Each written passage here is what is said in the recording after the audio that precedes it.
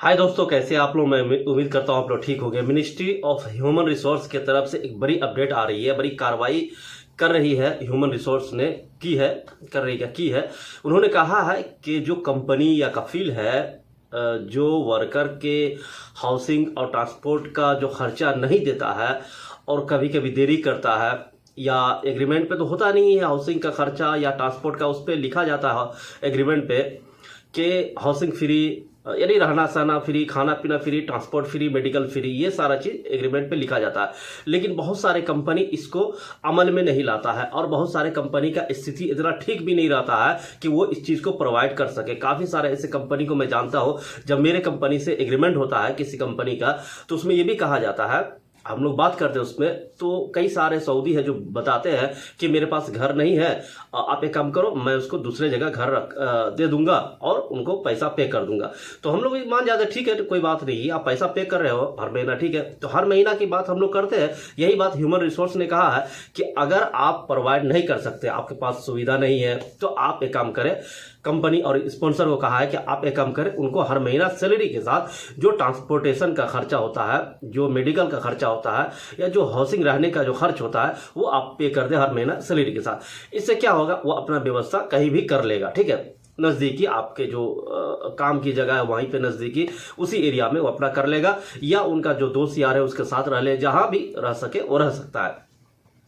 ये human resource का कहना है। अब कंपनी बहुत सारे ऐसे कंपनी है जो इस चीज को प्रोवाइड इसलिए नहीं करता है कि जो मैनेजमेंट होता है दोस्तों, वो मैनेजमेंट ठीक नहीं होता है। बड़ी बड़ी कंपनी जो है, जो जिसका अच्छा यानी वैल्यू है जिस कंपनी का, वो इन चीज पे इतना ये नहीं करता। वो प्रॉपर जो है ना हर चीज गाड़ी प्रोवाइड करता है। बहुत सारे कंपनी मैंने ऐसे देखा, जैसे आरामको है और भी कई सारे कंपनी है, उसका जो कैंप होता है या जो बिल्ला होता है उसके अंदर ही कोई एक डॉक्टर को रखता है। बहुत सारे कंपनी जैसे सीसीसी है, गल्फार है, और बहुत सारे अलियामामा शायद है नहीं उसमें, मुझे नहीं पता, मैं गया नहीं उसके कैंप में, लेकिन बहुत सारे कंपनी के अंदर है जो कैंप के अंदर एक डॉक्टर को रखता है यानी इमरजेंसी के लिए, और वो वहाँ पे चेक करता है। अगर ज़्यादा बीमार होता है तो रिफ़र कर देता है किसी बड़े हॉस्पिटल में, ठीक है। और ट्रांसपोर्ट भी देता है बड़े बड़े कंपनी। लेकिन छोटे छोटे जो मुसस्सा है इनको दिक्कत आती है, तो इनके लिए कहा गया है। अब खबर क्या आई है मैं बता दूं आपको। जो खबर आई है ह्यूमन रिसोर्स ने कहा है जो, वो मैं आपको पूरा तफसील से बता देता हूँ। उससे पहले आपसे रिक्वेस्ट रहता है, चैनल को सब्सक्राइब और लाइक शेयर जरूर कीजिएगा। Saudi ministry of human resource and social development ने सऊदी अरब में काम करने वाले प्रवासी और सऊदी नागरिकों के लिए सैलरी और अलाउंस को लेकर एक नया नियम लागू किया है या बनाया है। पहले कई कंपनियां वर्कर को रहने के लिए घर या ट्रांसपोर्ट की सुविधा नहीं देती थी, लेकिन कुछ कंपनियां हाउसिंग और ट्रांसपोर्टेशन अलाउंस अलग से देती थी। हालांकि कई बार ये भुगतान देरी से होता था या नहीं मिलता था। कई बार ऐसा होता है कि वो लोग देरी कर देता है, अब जिस भी कारण हो कर देता था। अब इस नियम में बदलाव कर दिया गया है।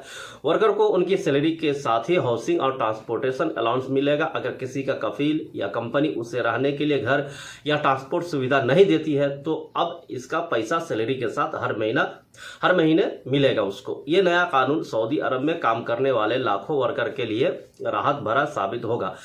यह कंपनियां अलाउंस रोक नहीं सकेगी, जिससे वर्कर को समय पर उनका हक मिलेगा और वे अपने खर्चे पर बेहतर तरीके से मैनेज कर पाएंगे। एक बात यहाँ मैं बता दूं दोस्तों, कई सारे जो कफील होते हैं ना, वो उनके पास रहने का सुविधा नहीं होता है। तो बहुत सारे ड्राइवर लोग जो जाते हैं, मेरे कंपनी से भी जाते हैं, तो उनका जो है ना रहने का अपना घर नहीं होता है। छोटा सा घर होता है जिसको कुटिया भी बोल सकते हैं, तो वो उनके पास नहीं होता। वो क्या करता है, पैसा देता है, नहीं तो हम लोग भी अरेंज कर देते हैं।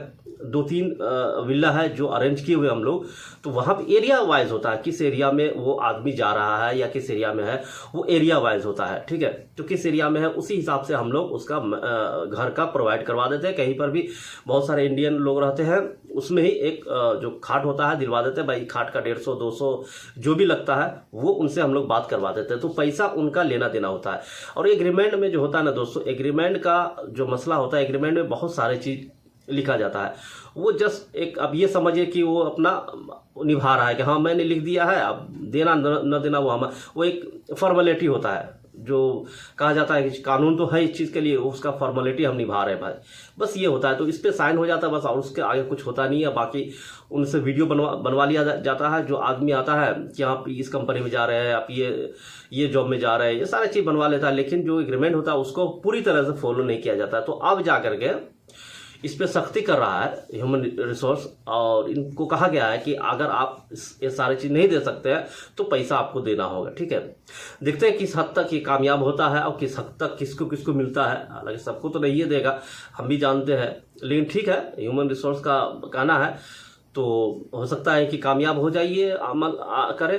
हर कंपनी, हर जो सऊदी है वो बहुत सारे लोग नहीं करते हैं, तो अब करेगा, हो सकता है, ठीक है। और एक और खबर है दोस्तों जो मैं बता दूं आपको, कि जो बांग्लादेश या पाकिस्तान के लोग होते हैं ना, छोटे छोटे स्मॉल बिजनेस करते हैं, उस बिजनेस में आप एक चीज़ ध्यान रखिएगा। कल एक रिपोर्ट आया था जिसमें एक खबर आई थी जिसमें कहा गया कि बहुत सारे ऐसे लोग हैं जो दुकान खोल लेते हैं, होटल खोल लेते हैं, रेस्टोरेंट खोल लेते हैं, लेकिन वो रजिस्ट्रेशन नहीं करता है। यानी वो जो आदमी है बाहर का, वो खोल लेता है, ठीक है, उसने पैसा लगाया है किसी स्पॉन्सर के नाम पे, लेकिन रजिस्ट्रेशन करवाने में मोबाइल नंबर और अकाउंट नंबर वो अपना दे देते हैं, और क्या नाम है, वो जो होटल है या जो भी है जनरल स्टोर है वो कफील के नाम पे होता है। तो इस चीज़ को हुकूमत ने कहा है कि ऐसे नहीं चलेगा। जिसके नाम पे रजिस्ट्रेशन दुकान होगा या मकान होगा, उसी के नाम, उसी का मोबाइल नंबर, अकाउंट नंबर, सारा चीज़ उसी का होगा, उसमें दूसरा आदमी का अकाउंट नंबर नहीं लागू होगा, ठीक है। क्योंकि ये कई सारे जगह पकड़ाया है तो उसमें ये निकल के आया है कि भाई ये जो अकाउंट नंबर है और जो फ़ोन नंबर ये मैच नहीं कर रहा है रजिस्ट्रेशन नाम से, तो जो जिसके नाम का रजिस्ट्रेशन है या जो मोबाइल नंबर है उसी का लगेगा, और जो अकाउंट नंबर है वो उसी का लगेगा। ये छोटे छोटे जो बिजनेस करने वाले उनके लिए कहा गया, ठीक है। तो ये कुछ अपडेट थी दोस्तों, मिलते हैं नेक्स्ट वीडियो में। Thank you.